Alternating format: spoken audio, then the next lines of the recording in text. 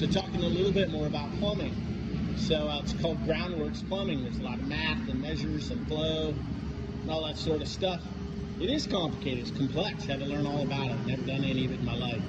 So we put the plan on the wall. We pressurized the sanitary line with an air fitting, boom, and a pressure gauge.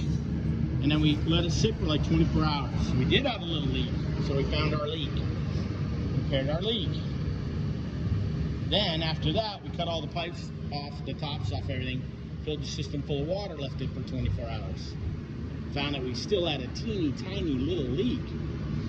However, the plumber says, water flows downhill. It's not meant to have the water sitting in a pipe.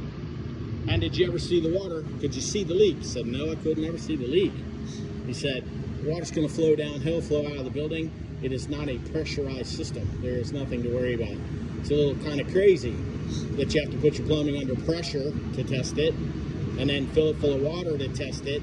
He even said in some places he'd learned that they make them put a pipe 10 feet up in the air, fill it full of water, the whole system, and that creates the 80 pounds of pressure on the plumbing instead of the air fittings. All crazy things, all things I knew nothing about, many, many things to learn. So you have that black water line coming in, that'll be the well water coming in, get distributed to a manifold, and then this little line right here comes back down, fed that one underground to go back into the meat locker.